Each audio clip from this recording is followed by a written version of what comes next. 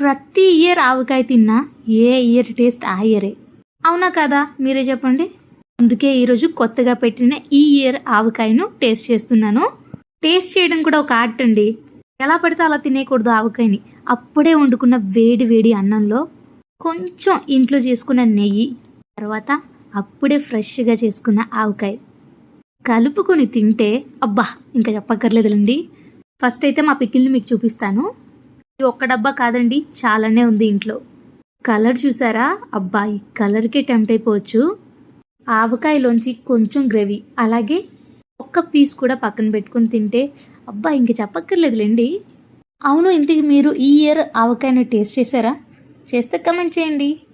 Taste చేయకపోతే మీ అంత unlucky fellows ఎవ్వరూ ఉండరు. ఆవకాయ అన్నం కలపక ముందే నోట్లో నీళ్లు తిరుగుతున్నాయి. బయట ఎలాంటి ఫుడ్స్ తిన్నా మన ఇంట్లో ఉన్న ఆవకాయకి వేరే రేంజ్ ఉంటుంది కదా. ఆవకాయ మీలో ఎంతమందికి ఇష్టం? నాకైతే పిచ్చండి. అందుకే ప్రతి సంవత్సరం ఎలా కాదన్నా ఆవకాయ ఖచ్చితంగా పెట్టించుకొని తింటా. టేస్ట్ అయితే అబ్బా అద్భుతం. వేడి వేడి అన్నం, నెయ్యి, ఆవకాయ, ఈ కాంబినేషన్ ఎప్పటికీ ఓల్డ్ అవ్వదని నాకు అనిపిస్తుంది. నా రేటింగ్ అయితే 10కి 10. మీకు కూడా నోరు ఊరించానా? అయితే మీ ఇంట్లో ఆవకాయతో తినేయండి. మీ ఇంట్లో ఆవకాయ చేయకపోతే ఫస్ట్ బైట్ మీకే. సబ్స్క్రైబ్ చేయడం మాత్రం మర్చిపోవద్దు. మళ్ళీ ఇంకో వీడియోలో కలుద్దాం. Bye bye.